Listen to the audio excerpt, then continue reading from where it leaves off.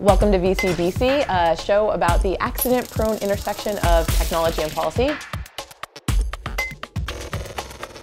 This is a new show where we're talking about stories that tech executives should be paying attention to, but probably aren't. I'm Kashmir Hill, Senior Online Editor at Forbes. And I'm Larry Downs, a Forbes contributor and Project Director at the Georgetown Center for Business and Public Policy in Washington, D.C. I've been covering for years now the intersection of technology and privacy, writing about security, virtual currency, and social media.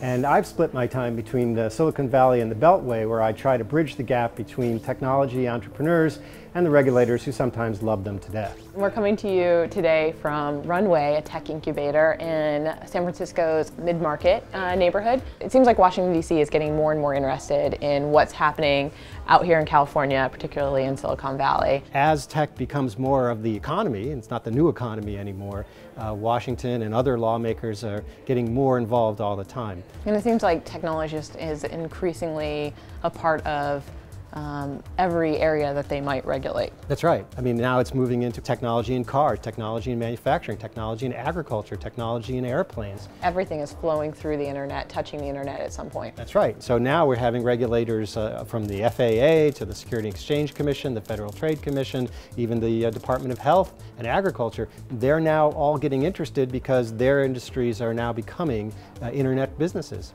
And I think from the technology side, from the tech industry side, it seems like people are more interested in what's happening in DC, particularly in certain areas.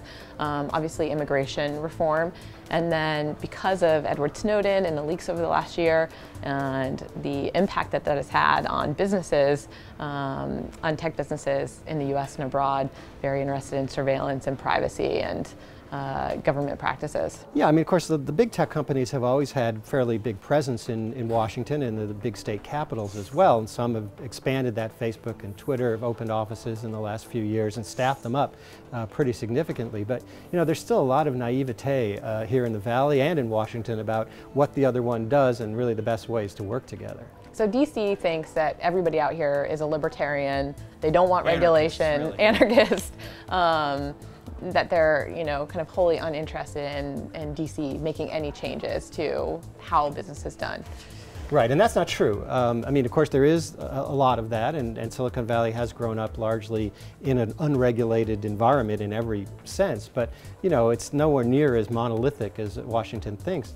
A lot of times when lawmakers come out here, they go and visit the startups and the incubators, and that's great, but then you can ask them if they spend any time on Sand Hill Road with the venture capitalists, and they look at you like you don't know what you're talking about. I mean, that's a real problem. Those are the people who actually make the decisions, and they're a much more politically diverse group than anybody might imagine in Washington. Like in my realm of privacy, I know the tech industry really wants to see the Electronic Communications and Privacy Act reformed, and they want to see a change, particularly to the privacy of email, and that it should be covered by a warrant, even if it's older than 180 days. And they've been pushing for that, yeah.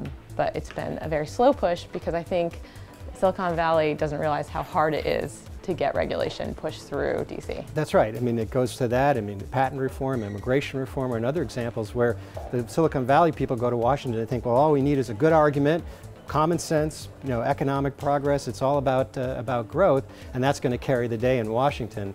Frankly, they're still pretty naive about how things really do, and in the case of the current Congress, how they don't work in Washington.